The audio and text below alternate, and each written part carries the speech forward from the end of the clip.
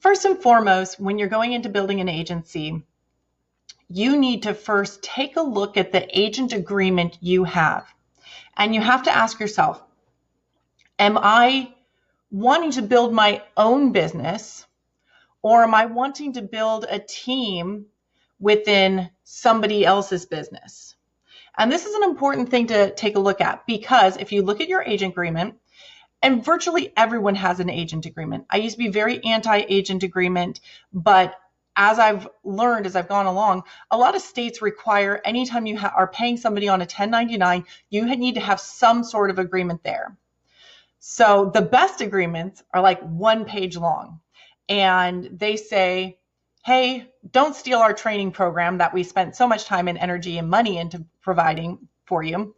And you're responsible for your own taxes. You're responsible for your own contracts with the insurance carriers and for maintaining your own license. So very simple contracts, kind of contracts. What you need to watch out for when you're going into building an agency is you need to determine who owns this agency.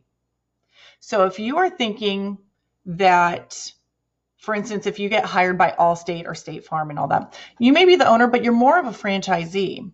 You really are. In that they own the name and things like that. What some people are surprised to find out is that even independent agents who are told this is your business, they might read their contract and go, maybe it's not my business. Because if you get in there, you might realize that though I paid the Craigslist ad, ZipRecruiter, or whatever the case may be, I had staff and we all hired this within my office. Your umbrella organization, your FMO, IMO, whatever the case may be,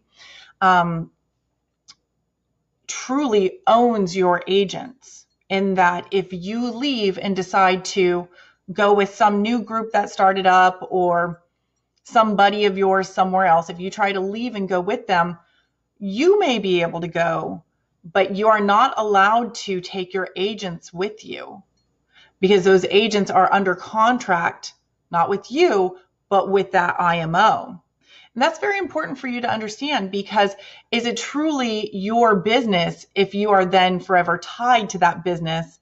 Because if you leave, you're not going to be able to take those overrides that you've spent considerable amount of time and effort building up. And you're thinking, well, these are my friends and family off of the list that you gave them. Maybe you haven't given it to them yet. But if you're in a recruitment heavy environment, they're going to be asking for lists. And I can tell you that. I know they are. Whether automatically downloaded from your phone or just like, hey, top 5 people that you talk to. There's any number of ways, because a lot of people that are into that agency building model also came from multi-level marketing and things like that. And so they're really team building focused. And so it's important for you to know before you ever hire somebody who owns that agent. And will you ever be able to leave and take them with you?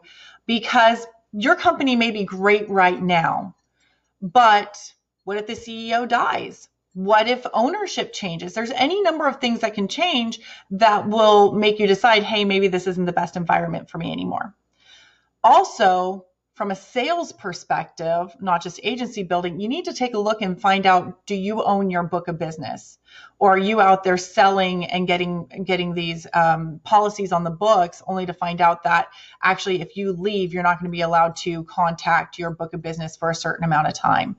So easy way to determine if this is an agent agreement to get into or not is the length.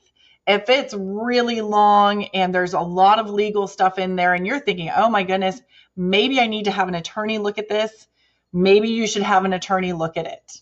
If you're thinking that, then maybe you should. And another way is to Google the person that's recruiting you, but not just them, the CEO, the DBA of the company, and as well as the CEO. and their corporation. All those things, the DBA will be listed likely in the agency agreement, as well as the corporation that, or LLC or whatever they have, will be listed in the agency agreement. And just Google so-and-so and so-and-so lawsuit.